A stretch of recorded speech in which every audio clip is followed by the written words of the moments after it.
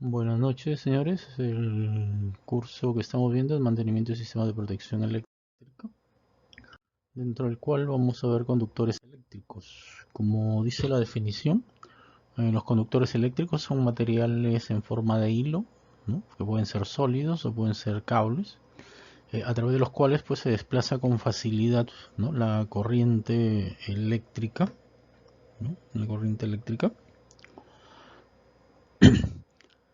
Por tener pues un coeficiente de resistencia bastante pequeño. Los conductores empleados normalmente son de cobre y deben de tener una buena resistencia eléctrica, no ser mecánicamente fuertes y flexibles y llevar pues un aislamiento adecuado al uso que se les va a dar.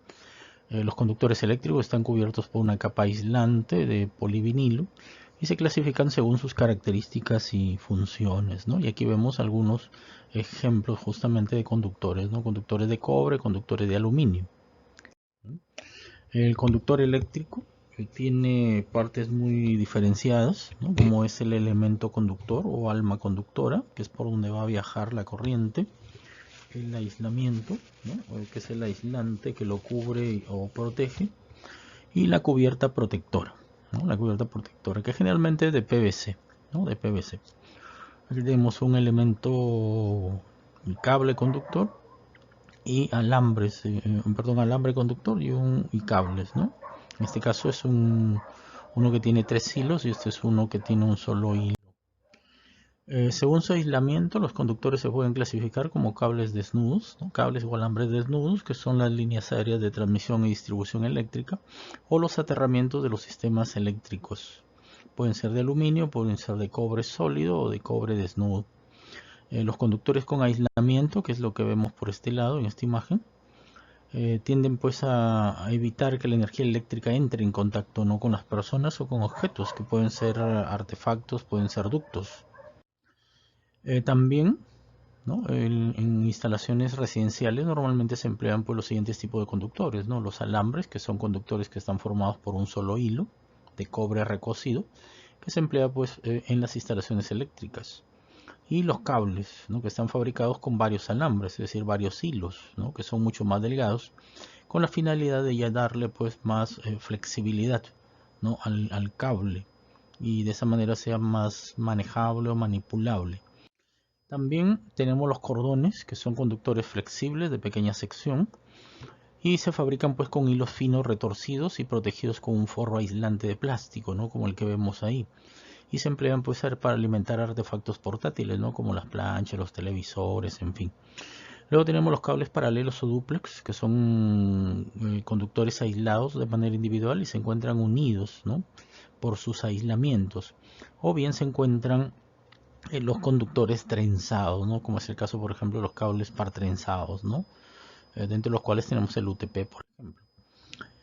En instalaciones residenciales normalmente se emplean pues los tipos de conductores, ¿no? Cables encauchetados, como este que vemos aquí, donde tenemos dos o más cables, ¿no? Independientes y que están convenientemente aislados y que vienen recubiertos a su vez por otro aislante, ¿no? Que los mantiene fijos.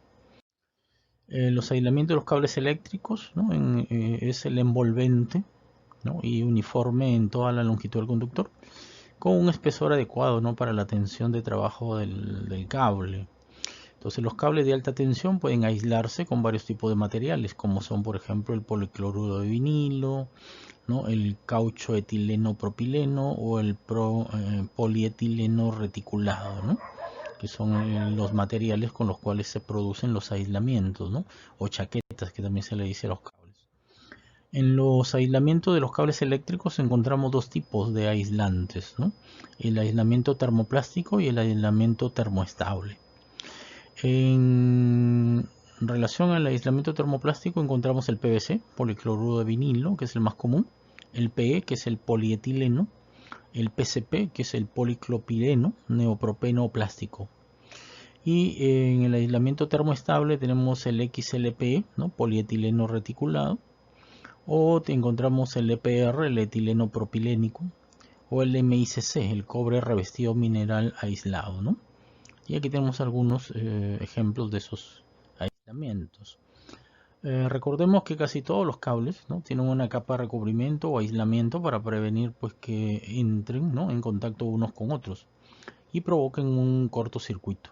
Se pueden identificar el tipo de aislamiento que tiene un cable en las inscripciones que aparecen sobre él, ¿no? Son pues abreviaturas en inglés. Entonces los cables que se utilizan para instalaciones en viviendas generalmente son los THN, los THW, los THHW y los THWN, ¿no?, como vemos aquí en este cable, los cuales pues, ¿no?, vamos a tener que si tiene una letra T, ¿no?, una letra T, se va a referir pues perdón, a un cable de material termoplástico. Si es una H, resistente al calor. Si es una W, que es resistente a la humedad. Si tiene una A, es de asbesto, ¿no? Este material está prohibido en la actualidad. Si tiene una letra M, resistente a los aceites. Si tiene una letra N, es una cubierta exterior de nylon. Si es una NM, es una cubierta exterior de nylon no metálica, ¿no? La letra S es recubrimiento de goma. La letra S es goma siliconada. El FP es el teflón, ¿no?, que está presente en dos formulaciones, el FEC y el TFTP, el FP y el TFE. Luego tenemos el PVC, que es el cloruro de polivinilo, el UF, el HUC, que son los cables que permiten ser enterrados bajo tierra, ¿no? Bien, eso sería todo. Muchas gracias.